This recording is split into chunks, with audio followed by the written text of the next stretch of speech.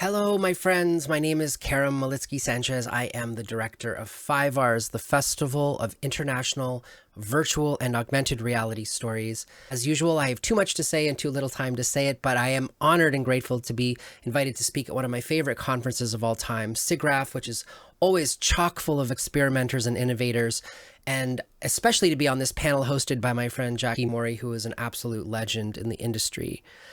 I want to share some of the incredible experiences I've had running this festival over the past 9 years, including through the pandemic, which, unlike those tethered to larger film festivals, has operated wholly and solely devoted to the spatial media arts, and we live and die by it.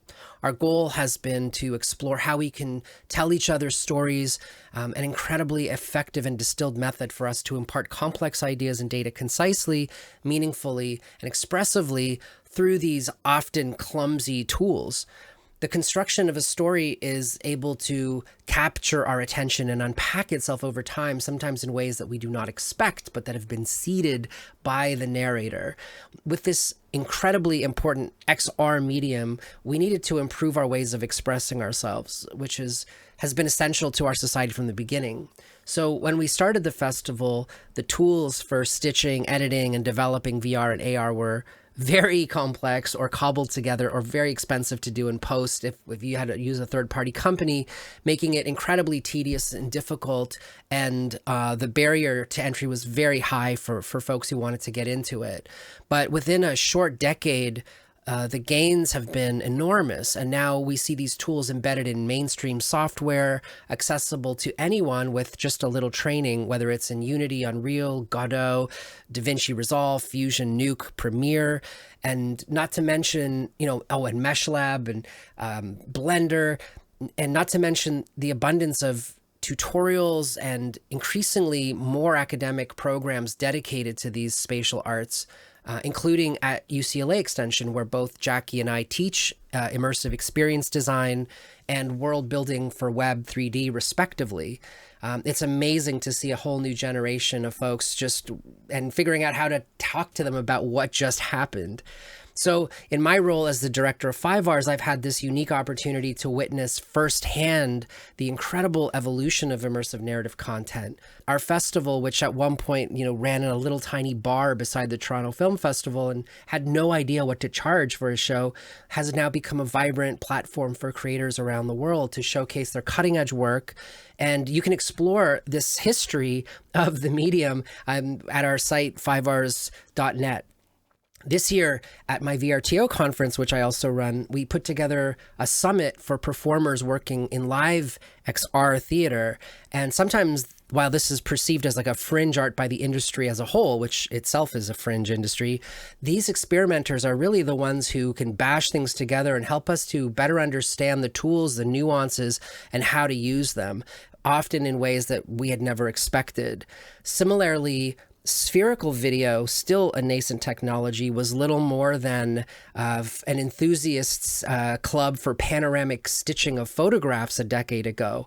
But now we've got devices like the newly released Insta360 1RS, where I can shoot 6K stitched video with built-in gyro stabilization that fits in the palm of my hand for over $1,000, and I can preview it on my phone and start it remotely and edit it on my phone. It's crazy. So what matters more, though, is that the quality and the creativity of the work coming through these media just continues to get better and better and better. And as we enter this age of NERFs and generative arts, we will see even more creative and wild combinations of these digital tools. For example, I'm working on a digital virtual museum right now where we use volcap and photogrammetry and spatialized audio and Web 3D and accessibility features and mobile access features, all together to solve these very challenging problems, and we're using it to tell the story of Indigenous costumes in Canada. So these are early days, and we have the power still to warp and bend and mold how this medium will unfold for decades to come. Indeed, a single indie artist can still rock the entire industry with a piece, so long as they finish the work and maintain the courage to submit it. And we are here for them. If I had some advice to give to creators, it would be don't wait for permission to start and don't follow the rules or look for a manual. Just defy expectations, iterate, and then tune your work and pay attention to how it's playing and what that audience is. And remember that this is a medium about user experience as much as it is about anything else, and always keep that in mind. In fact, I think of my festival as a UX festival above all things. In fact, we will often return to the creators after the show and let them know how their piece played at the festival and suggest changes to better optimize it that they might consider making. It's not a passive affair. It's an active engagement, and we work together to solve these existing problems to get to the goods, even with those audiences. Sometimes it's, how long does it take before the experience starts, or how do you exit it, or how well does it run, or how many devices can it run on? Those kind of UX challenges help us to help you showcase to the most people possible. We also want to ensure that we can offer these things both in person for that truly interactive experience that many people may not be able to set up on their own or to afford, and also remotely for those who don't have the means to travel. And these can be extremely different pipelines and concerns. We continue to invest in building our platform on an open source engine, Janus XR in our case, ensuring that people can participate in these works worldwide. The FIVARS spatialized events engine has been in development for 3 years, and it can run 5.7K, which is the web limit, spherical stereoscopic video with full ambisonic audio that has no buffer time, natively in any browser on mobile and for VR headsets, no downloads required. It also has Eventbrite and Ready Player Me implementation, and we continue on working to improve heuristics, accessibility features, and localization. We leave no stone unturned in trying to figure out how to improve across the entire pipeline, how to frame, produce, exhibit, and so on. This medium is not just alive and well, but it is flourishing. It's expanding. One could even say it's exploding into new directions.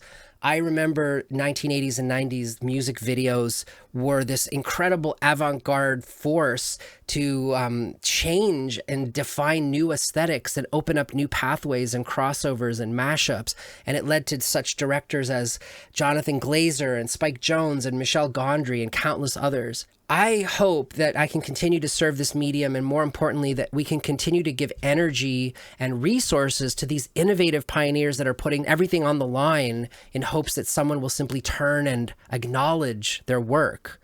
And I hope that you will continue to support and investigate independent festivals like ours that are doing a lot of heavy lifting to make sure that the bridge between bright new ideas, voices, creators, and the most curious members of the public can meet safely across an increasingly diverse range of options and to tell our stories.